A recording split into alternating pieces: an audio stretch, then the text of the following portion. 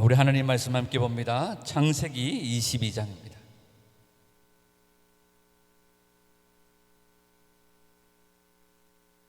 창세기 22장.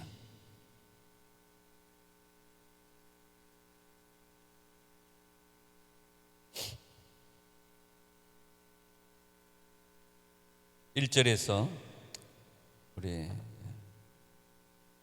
끝까지 다 읽어야 되는데 시간도 많으니까 끝까지 창세기 22장 1절에서 우리 22장 우리 끝까지 한번 같이 읽겠습니다. 시작. 그 일 후에 하나님이 아브라함을 시험하시려고 그를 부르시되 아브라함 하시니 그가 이르되 내가 여기 있나이다. 여호와께서 이르시되 내 아들 내 사랑하는 독자 이삭을 데리고 모리아 땅으로 가서 내가 내게 일러준 한 산 거기서 그를 번제로 드리라. 아브라함이 아침에 일찍이 일어나 나귀의 안장을 지우고 두 종과 그의 아들 이삭을 데리고 번제에 쓸 나무를 쪼개어 가지고 떠나 하나님이 자기에게 일러주신 곳으로 가더니 제3일에 아브라함이 눈을 들어 그곳을 멀리 바라본지라. 이에 아브라함이 종들에게 이르되 너희는 나귀와 함께 여기서 기다리라. 내가 아이와 함께 저기 가서 예배하고 우리가 너희에게로 돌아오리라 하고 아브라함이 이에 번제나무를 가져다가 그의 아들 이삭에게 지우고 자기는 불과 칼을 손에 들고 두 사람이 동행하더니 이삭이 그 아버지 아브라함에게 말하여 이르되 내 아버지여 하니 그가 이르되 내 아들아 내가 여기 있노라. 이삭이 이르되 불과 나무는 있거니와 번제할 어린 양은 어디 있나이까. 아브라함이 이르되 내 아들아 번제할 어린 양은 하나님이 자기를 위하여 친히 준비하시리라 하고 두 사람이 함께 나아가서 하나님이 그에게 일러주신 곳에 이른지라. 이에 아브라함이 그곳에 제단을 쌓고 나무를 버려놓고 그의 아들 이삭을 결박하여 제단 나무 위에 놓고 손을 내밀어 칼을 잡고 그 아들을 잡으려 하니 여호와의 사자가 하늘에서부터 그를 불러 이르시되 아브라함아 아브라함아 하시는지라. 아브라함이 이르되 내가 여기 있나이다 하며 사자가 이르되 그 아이에게 내 손을 대지 말라. 그에게 아무 일도 하지 말라. 네가 내 아들 내 독자까지도 내게 아끼지 아니하였으니 내가 이제야 네가 하나님을 경외하는 줄을 아노라. 아브라함이 눈을 들어 살펴본즉 한 순양이 뒤에 있는데 뿔이 수풀에 걸려 있는지라. 아브라함이 가서 그 순양을 가져다가 아들을 대신하여 번제로 드렸더라. 아브라함이 그 땅 이름을 여호와 이레라 하였으므로 오늘까지 사람들이 이렇게 여호와의 산에서 준비되리라 하더라. 여호와의 사자가 하늘에서부터 두 번째 아브라함을 불러 이르시되 여호와께서 이르시기를 내가 나를 가리켜 맹세하노니 네가 이같이 행하여 내 아들 내 독자도 아끼지 아니하였은지 내가 내게 큰 복을 주고 내 씨가 크게 번성하여 하늘의 별과 같고 바닷가의 모래와 같게 하리니 내 씨가 그 대적의 성문을 차지하리라. 또 내 씨로 말미암아 천하 만민이 복을 받으리니 이는 내가 나의 말을 준행하였음이니라 하셨다 하니라. 이에 아브라함이 그의 종들에게로 돌아가서 함께 떠나 브엘세바에 이르러 거기 거주하였더라. 일 후에 어떤 사람이 아브라함에게 알리어 이르기를 밀가가 당신의 형제 나홀에게 자녀를 낳았다 하였더라. 그의 맏아들은 우스요 우스의 형제는 부소와 아람의 아버지 그무엘과 게셋과 하소와 빌다스와 이들랍과 보드엘이라.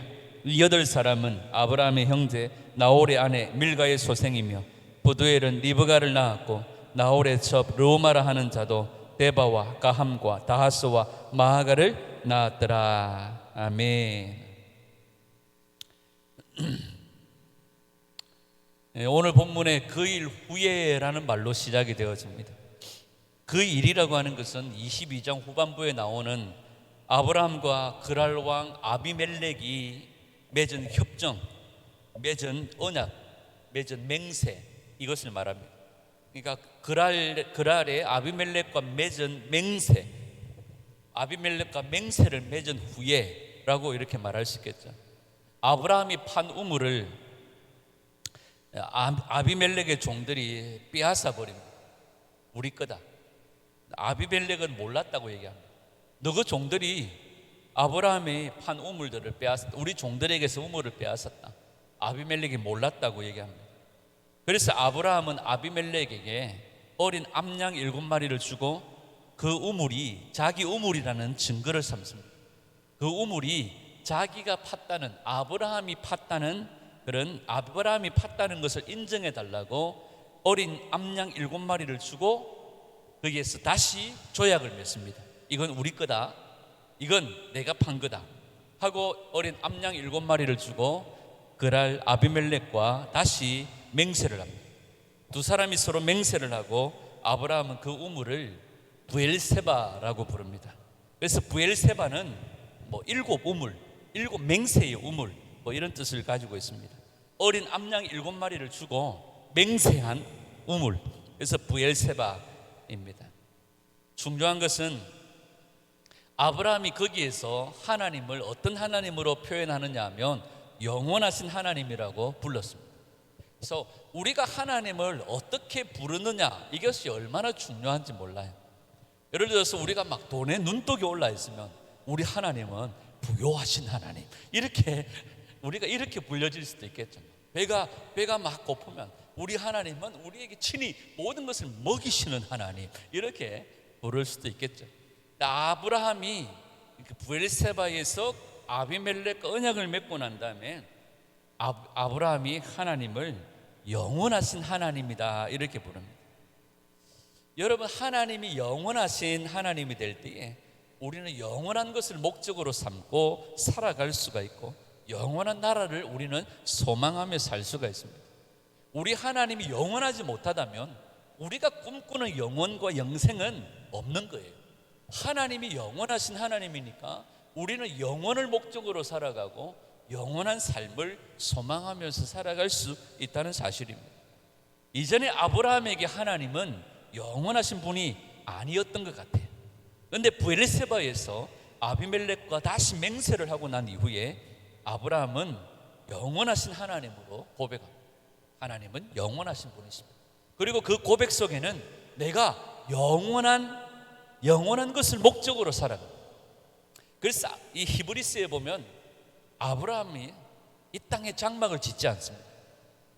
이 땅에서 텐트에 살았습니다. 부자였습니다. 그런데 아브라함이 왜 이 땅에서 장막을 짓고 살았는가? 영원한 집을, 본향을 사모했기 때문이라고 말씀합니다. 하나님은 아브라함에게 한 성을 예비하셨다고 말씀합니다. 그래서 아브라함이 영원한 하나님의 나라를 바라보며 영원한 성을 바라보며 영원한 삶을 목적으로 살게 되어진 터닝 포인트가 바로 이 시점인 것 같아요. 그래서 하나님을 영원하신 하나님으로 고백하고 영원한 것을 목적으로 아브라함은 이 땅에 안주하지 아니하고 이 땅에 집을 짓지 아니하고 영원한 하나님의 나라를 목적으로 하며 살아갔던 것을 보게 되어집니다. 그리고 아브라함이 21장 34절에 보면 아브라함이 부엘세바에서 여러 날을 지냈다고 그렇게 고백합니다. 여기에 여러 날은 뭐 일주일, 한 달 이 정도가 아닙니다. 오랜 기간을 얘기합니다. Long time, many days, long time, 오랜 기간입니다. 여러 날, 한 주일, 한 2, 3일 이게 아니라 여러 오랜 기간을 얘기합니다. 그래서 21장과 23장은 여러 오랜 날이 지난 후에 생긴 일이 22장이에요. 그래서 21장과 22장의 간격은 약 10년 정도가 되어져요. 10년 정도. 그러니까 21장과 22장 사이에 아브라함이 부엘세바에서 여러 날을 지냈더라, 오랜 기간을 지냈더라, 그 기간이 약 10년 정도 되어져요. 그래서 21장과 22장의 간격은 10년 정도의 간격이 있습니다. 그리고 1절에 보니까 그 일 후에 하나님이 아브라함을 시험하시려고 그를 부르시되 아브라함 하시니 그가 이르되 내가 여기 있나이다. 이렇게 하나님이 아브라함을 뭐 하시기 위해 부르십니까? 시험하시기 위해 부르십니다.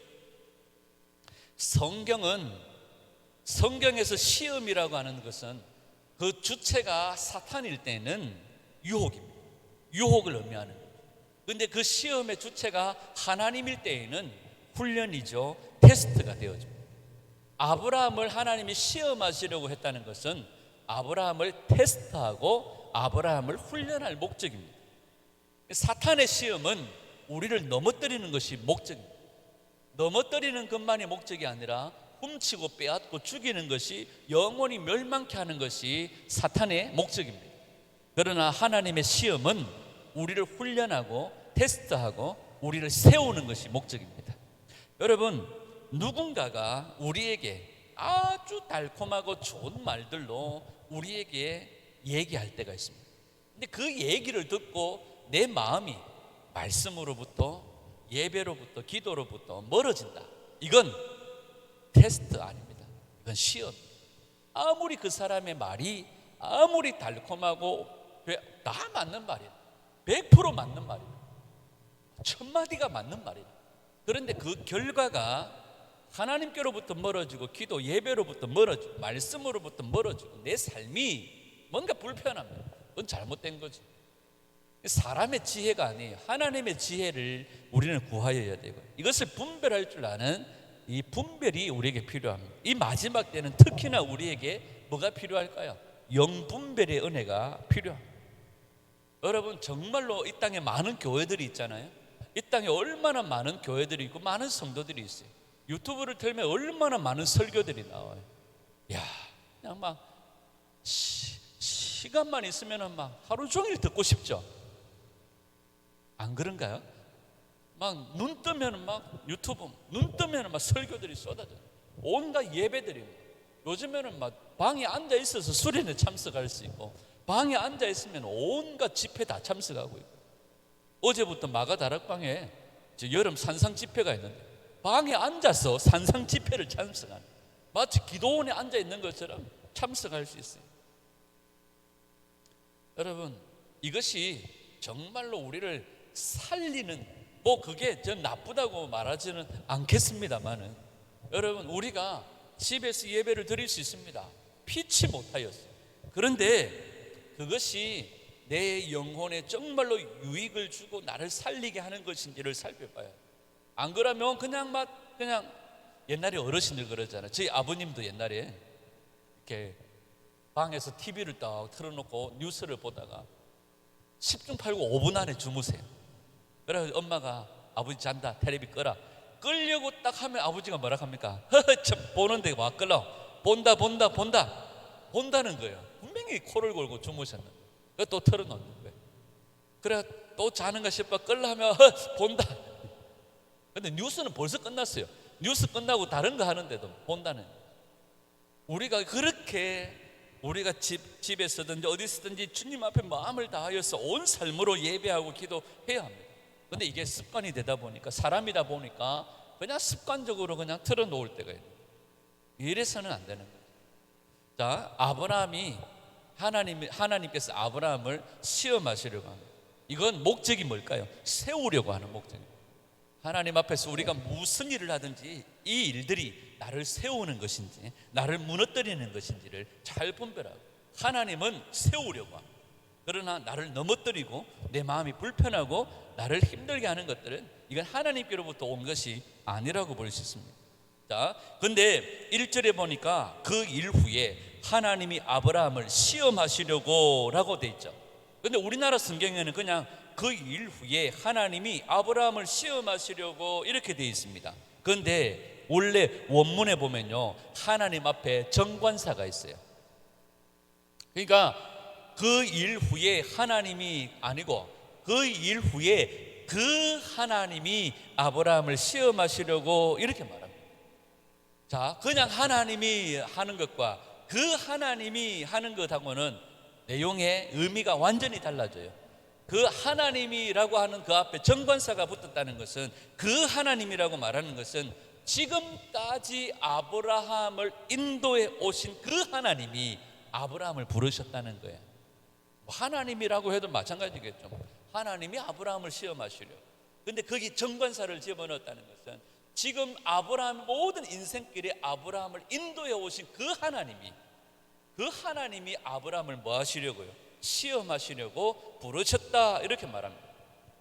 나를 잘 아는 부모님이나 나를 잘 아는 친구가 목적지를 말하지도 않고, 야 잠깐만 나온나? 왜? 나와봐라 하고 차를 태워가지고 어디 좀 나하고 같이 가자 하면 못 믿겠는데 나를 어디로 데리고 가려고? 안 갈란다 하지는 않을 거예요. 나를 잘 아는 친구나 나를 잘 아는 부모님이 목적지를 말하지 않고 나를 따라서 함께 가자고 말한다면 따라갈 거예요. 그런데 전혀 알지 못하는 사람이, 생면부지의 사람이 함께 가자고 말한다면 도망갈 거예요. 안 갈 거예요. 내가 뭘 믿고 어떻게? 아브라함은요, 하나님께서 자신을 부르신 것이 자기 자신을 세우기 위한 부르심인 것을 아브라함은 알았습니다. 그래서 지금 자기의 모든 인생길에 인도해 오신 그 하나님이 자기를 부르신 거예요. 그래서 아브라함을 부르신 이 하나님이 자기를 세우기 위해서 하나님께서 부르셨다는 것을 아브라함은 신뢰하고 있다고 볼 수 있을 것 같아요. 2절입니다. 여호와께서 이르시되 네 아들 내 사랑하는 독자 이삭을 데리고 모리아 땅으로 가서 내가 내게 일러준 한 산 거기서 그를 번제로 드리라. 하나님께서 아브라함에게 100세에 낳은 아들을 드리라고 말씀하십니다. 근데 그 100세에 주신 이삭을 뭘로 드리라고 말합니까? 번제로 드리라고 말해요. 번제는 뭐예요? 불로 태워서, 완전히 태워서 죄까지도 남지 않도록 완전히 태워서 드리는 제사예요. 100세에 난 아들이 오늘 하나님이 아브라함에게 말씀하시는 겁니다. 100세에 난 그 아들이 네 아들이 아니고 내 아들이라는 것을 확인시켜 주기 위해서 하나님은 아브라함에게 말씀하시는 겁니다. 여러분, 우리도 하나님의 뜻에 순종하려고 할 때에 우리에게 속한 것, 가정, 일터, 우리가 가지고 있는 재능, 소유, 자녀, 우리의 것이 아니라 하나님의 것임을 확인하는 과정들을 거칠 때가 있습니다. 이 아들이 내 아들이 아니구나, 하나님의 것이구나 하는 것을 경험하고 확인하는 과정들이 있습니다. 진우 언제 오죠? 8일? 지금 진우가 가가지고 열심히 사역을 하고 있겠죠. 지금 과정에 엄마가 해줄 수 있는 게 없어요. 예를 들어서 터키에서 아이스크림을 먹다가 아가 머리가 띵 해가지고 2박 3일을 못 일났다. 엄마가 지금 가서 해줄 게 없어요. 이 과정 속에 이건수 집사님은 뭘 경험하는 거예요? 그 아들이 내 아들이 아니구나, 하나님의 아들이구나 하는 것을 확인하는 과정. 우리가 살아가면서 하나님께서 우리에게 주신 가정도, 일터도, 우리의 재능도, 소유도 하나님의 것임을 확인하는 과정들을 우리가 경험하게 되어집니다. 근데 그 과정들이 쉽지 않아요. 근데 그 과정들을 잘 통과하면 우리의 믿음에 진보가 있고, 하나님이 우리에게 주시는 시험은 우리를 세우고자 하는 것을 우리가 안다면, 그 과정들을 경험하고 나면 우리의 믿음에 진보가 있다는 사실들을 기억하고 잘 감당할 수 있기를 축복합니다. 3절과 4절입니다. 아브라함이 아침에 일찍 일어나 나귀의 안장을 지우고 두 종과 그의 아들 이삭을 데리고 번제에 쓸 나무를 쪼개어 가지고 떠나 하나님이 자기에게 일러주신 곳으로 가더니 제3일에 아브라함이 눈을 들어 그곳을 멀리 바라본지라. 아브라함은 지금까지 자신을 인도해 오신 하나님이 어떤 분이신지를 모르지 않습니다. 지금까지 함께 하신 하나님이 어떤 하나님인지를 너무나 잘 압니다.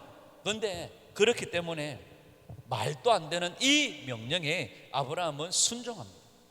아침에 일찍이 떠납니다. 아침에 일찍이면 이스라엘 백성들은 아침 6시가 하루의 시작입니다. 그러면 오전 6시에 일어나가지고 번제에 쓸 나무를 쪼개어가지고 나귀 안장에 지우고, 그죠? 번제에 필요한 나무를 쪼개어서 나귀 안장에 지우고 떠나기를 시작하는 거예요. 언제 도착합니까? 제3일에 도착을 해요. 3일 지나고 4일째 도착한 게 아니에요. 제3일에 도착했으니까 오늘 아침에 출발했으면 오늘 아침 지나고 내일 아침 지나고 모레 아침 그게 도착한 거예요. 그러면 거기까지 가는 시간은 3일이 아니라 이틀 정도라고 볼 수 있겠죠. 그러면 브엘세바에서 예루살렘까지가 약 72km, 75km가 정도 돼요. 72km, 75km를 얼마 만에 통과한 거예요? 이틀 만에 간 거예요. 75km. 여기서 제가 몇 번 얘기했죠. 여기서 대구 정도까지. 대구 좀 못 가서 청도 지나서 막 그 정도 되겠네. 75km. 이걸 걸어서 나귀 안장을 지우고 데리고 두 종과 함께 거의 이틀 만에 도착한 거예요. 엄청 실이 빨리 걸습니다.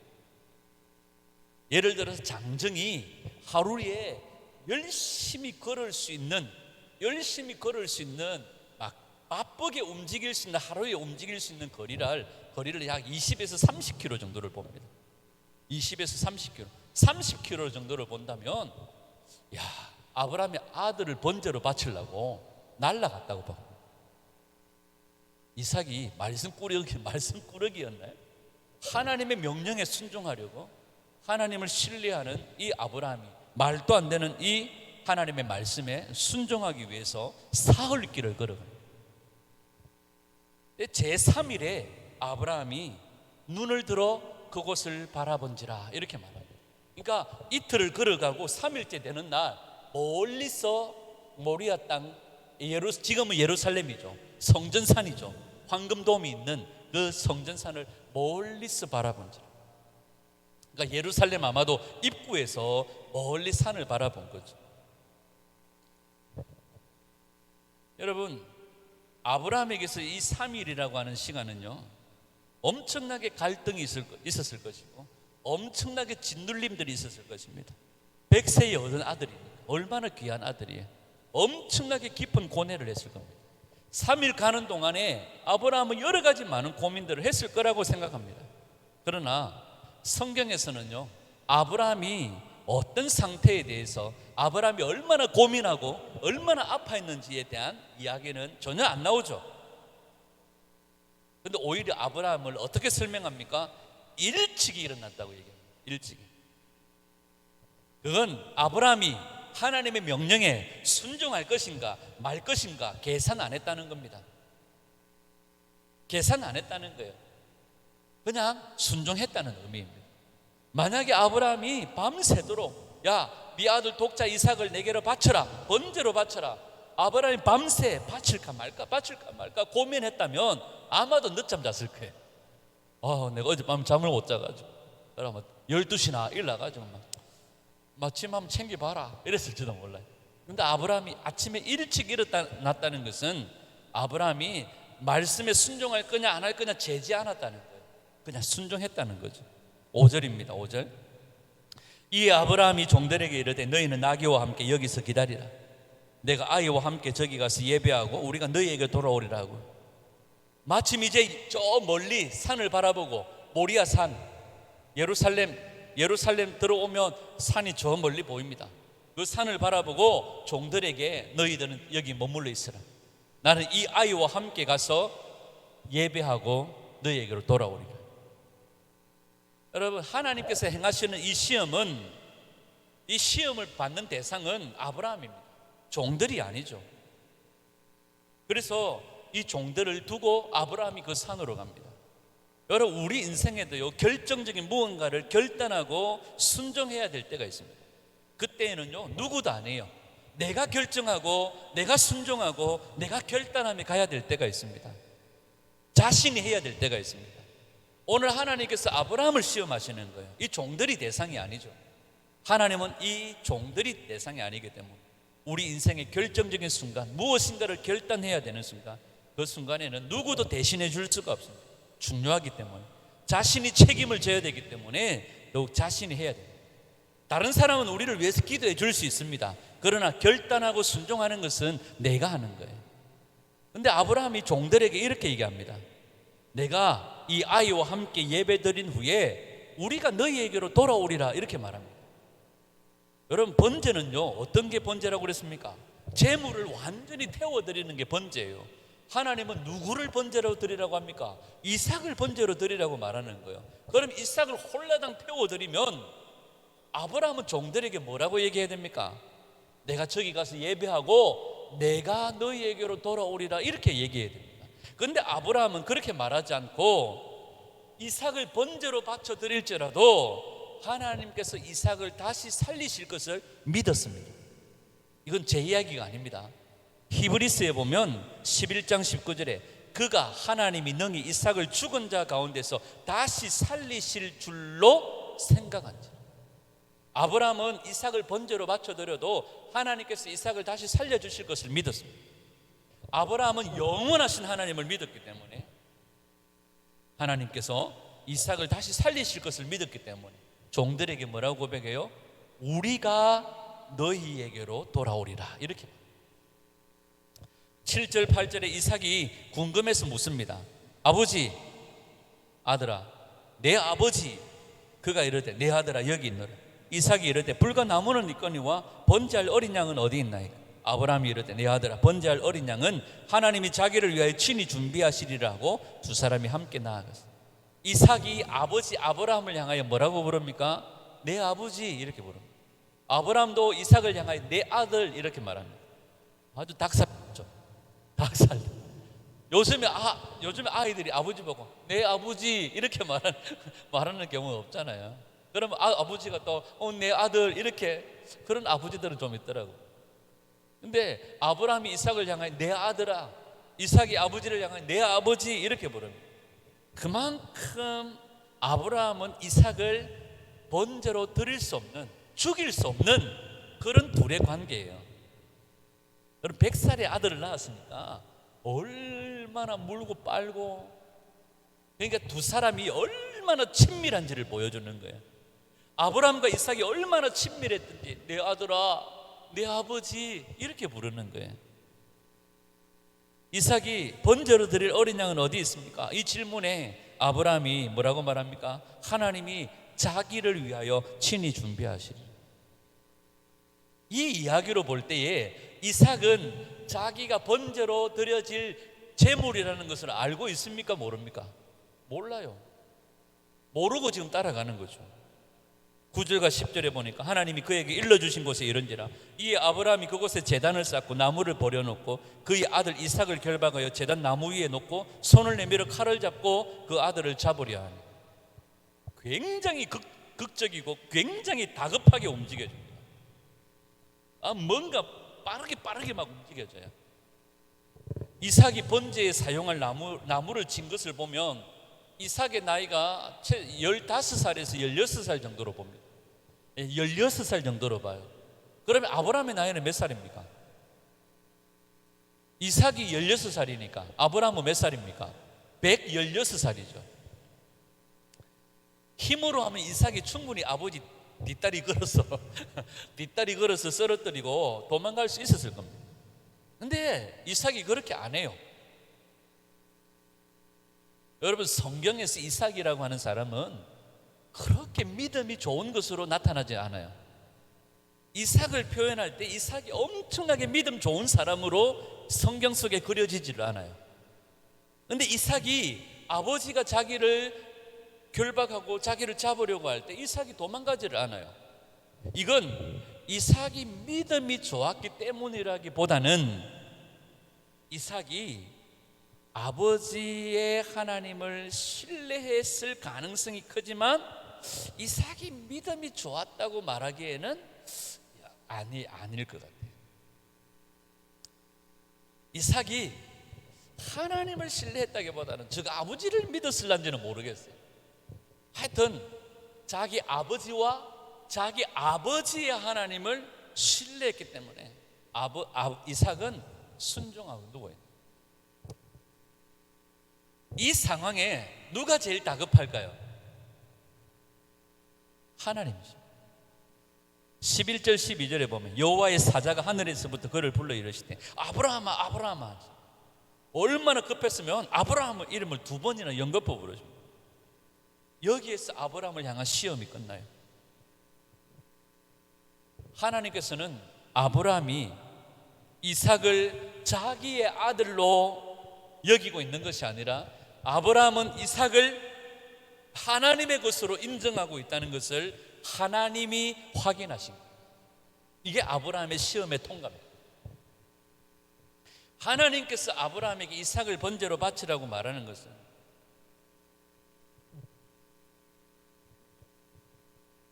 이 아들이 아브라함의 아들이 아니라 하나님의 것임을 확인시켜 주십니다. 하나님께서 번제로 바치라고 한 이삭을 드리는 것을 중지하셨다면 다른 재물이 있을 것을 믿은 아브라함은 눈을 들었습니다. 13절에 아브라함이 눈을 들어 살펴본 즉 한 순양이 뒤에 있는데 뿔이 숯불에 걸려 있는지라. 아브라함이 가서 그 순양을 가져다가 아들을 대신하여 번제로 드렸더라. 여러분, 아브라함은 이 번제를요 굉장히 감동적으로 드렸을 거예요. 평상시와 다른 예배를 드렸을 겁니다. 아들을 살렸음과 하나님께서 자기를 인정해 주셨음이 확인되어집니다.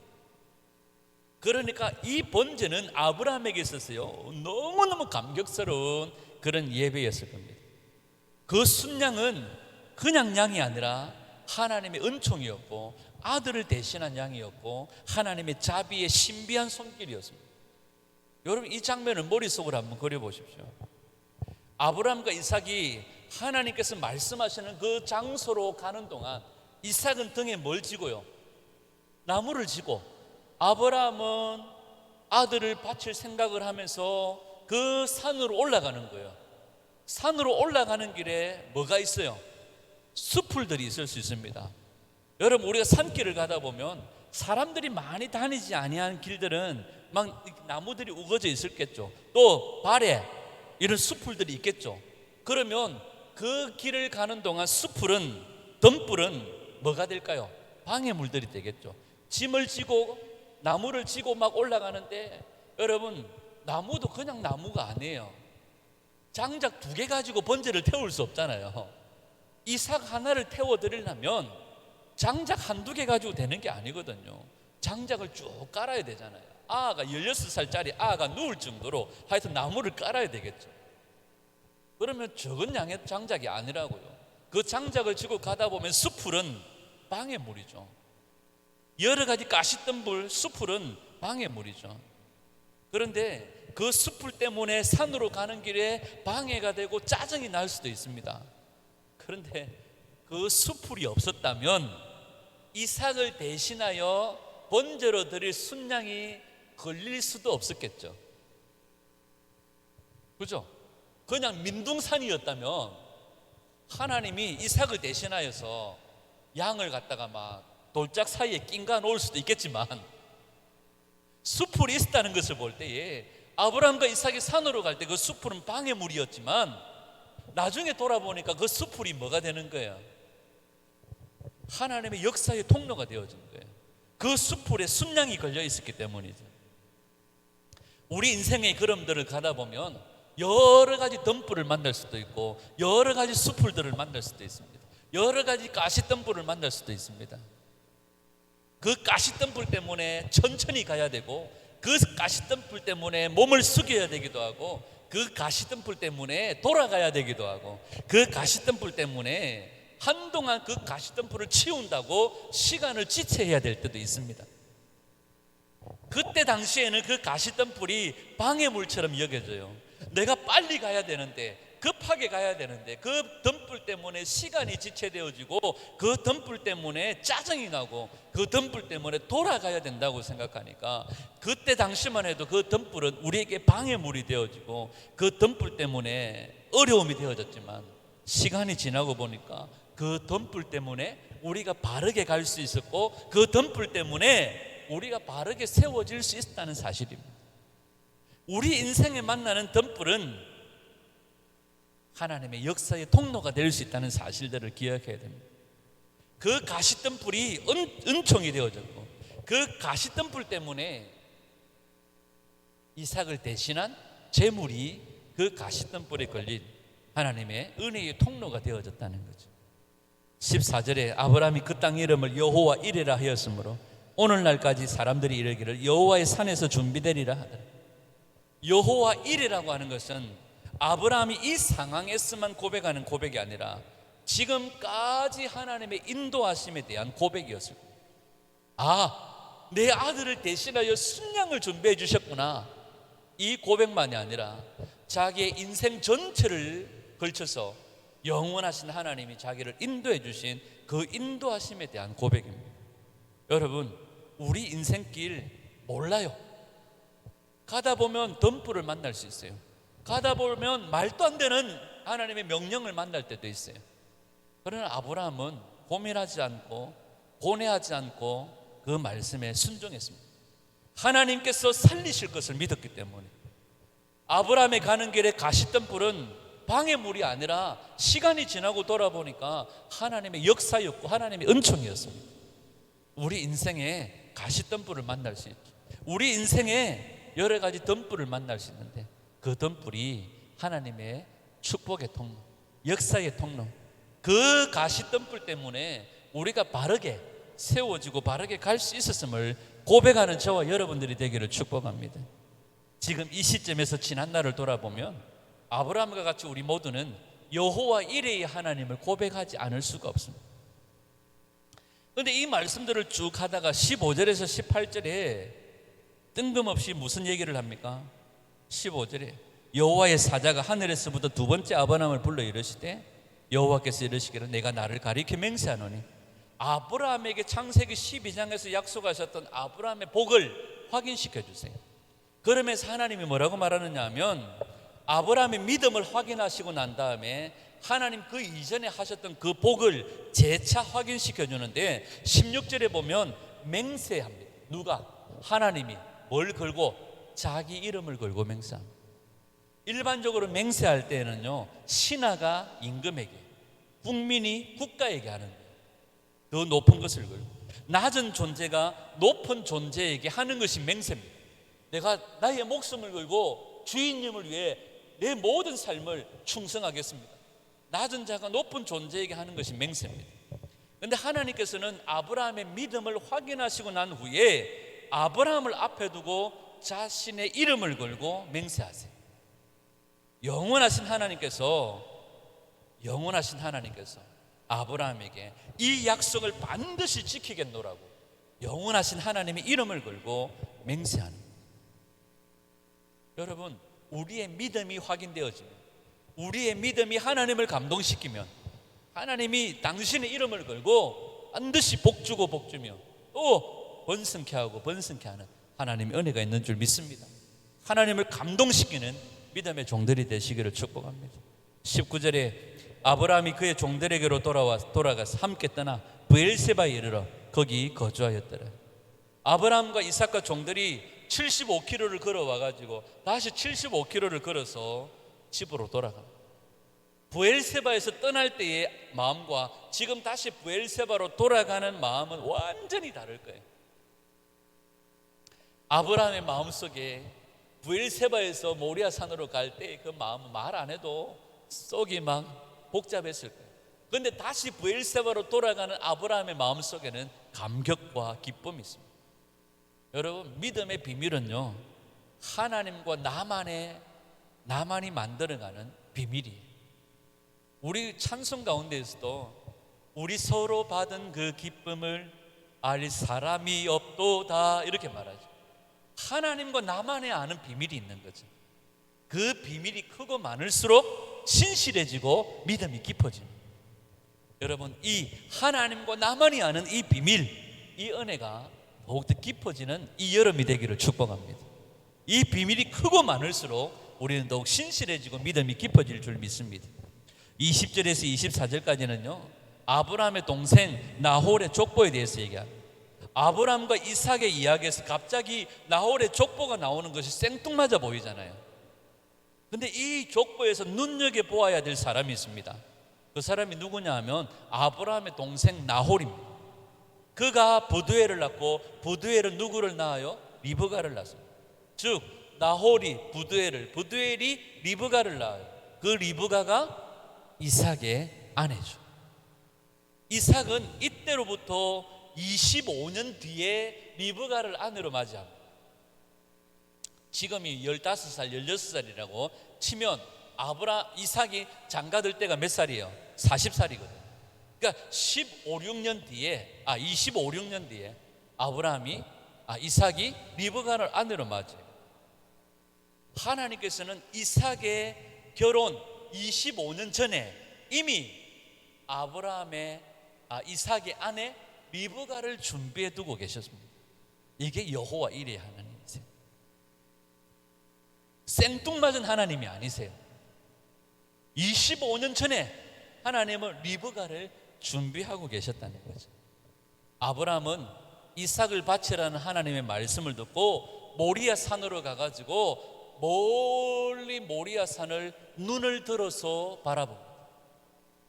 또 아브라함은 이제야 네가 나를 경외하는 줄을 알겠노라 라는 하나님의 말씀을 들고 눈을 들어 보니까 수풀에 걸려있는 순양을 봅니다. 여러분, 아브라함은요 눈을 들므로 하나님의 은총과 하나님의 역사를 확인할 수 있었습니다. 여러분, 우리도 마찬가지입니다. 우리가 눈을 들어 우리를 지키시는 영원하신 하나님을 바라봄으로 그 하나님과 동행하는 이 한 해가 되기를 원하고 매일매일이 하루가 되기를 축복합니다. 여러분, 우리가 시험이 오거나 마음이 어렵거나 이러면 우리가 어떻게 되는지 아십니까? 고개가 들고 오죠. 눈을 피해요. 다른 사람 머리 뒤에다가 눈을 피해요. 이거는 어떤 그냥 육적인 것도 있겠지만 영적인 것도 있어요. 우리가 힘들고 어려우면 의지적으로 눈을 들어 하나님을 바라봐요. 눈을 들어 주의 영광을 보는 거죠. 그래서 성경은요 예수 주의 영광을 볼 때에도 고개를 숙이고 봐라 이러지 않습니다. 눈을 들어 주의 영광을 보라 이렇게. 아브라함은요 눈을 들어 모리아 산 하나님의 약속하신 그 산을 봤습니다. 눈을 들어 보니까 숯불에 걸린 양을 봤습니다. 여러분, 오늘도 내일도 매일매일 우리의 모든 삶 눈을 들어 우리를 지키시는 하나님을 바라보므로 그 하나님과 동행하는 복된 저와 여러분들이 되기를 소원합니다.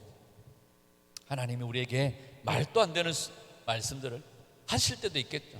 그러나 아브람처럼 하나님을 신뢰하고 순종하는 믿음의 종들이 되기를 바라고, 우리의 소유도 가정도 자녀도 재능도 은사도 내게 없습니다. 모든 것이 하나님의 것입니다. 하나님의 것을 확인하는 과정들이 있습니다. 그 과정을 통과할 때에 하나님은 반드시 우리에게 하나님 약속하신 복을 주시는 은혜가 있는 줄 믿습니다. 아브라함의 믿음이 우리의 믿음 되기를 원합니다. 아브라함의 순종이 우리의 순종 되기를 원합니다. 아브라함처럼 눈을 들어 주님을 바라보고, 여러분 시험이 올 때 더욱더 고개를 들어 주님을 바라보고, 시험이 오거나 마음이 어렵거나 고개 푹 이게 아니라 더욱더 눈을 들어 주님을 바라보고 신뢰하고 주님 말씀에 순종하며 걸어가는 저와 여러분 될 수 있기를 주의 이름으로 축원합니다. 이 목요회개 중보기 때 이 더운 날 나와서 우리가 기도하는 이것이 뭡니까? 눈을 들어 주님을 바라보는 행위잖아요. 여러분, 더욱더 눈을 들어 주의 영광을 보시고, 눈을 들어 주님이 행하신 놀라운 역사들을 보시고, 눈을 들어 정말 영원하신 그 나라를, 영원하신 하나님을 바라보며 영원한 것을 목적으로 하며 달려가는 그런 복된 하나님 마음을 기쁘시게 하는 저와 여러분들의 삶이 될 수 있기를 예수님의 이름으로 축원합니다.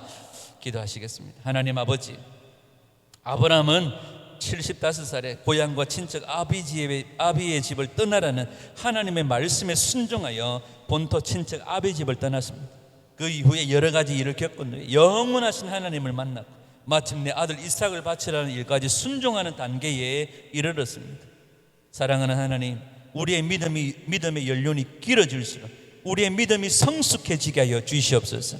우리가 걷는 길을 막는 것처럼 보이는 수풀이 있을지라도 덤불이 있을지라도 그것 또한 여호와 이레에 속한 것임을 새기게 하여 주시고, 그 덤불이 그 수풀이 하나님 당시에는 거추장스럽고 방해가 되는 것처럼 보이지만 그것 또한 우리를 바르게 하고 우리를 온전케 하는 하나님 여호와 이레의 하나님께 속한 것임을 깨달아 아는 저희들 되게 하여 주시옵소서.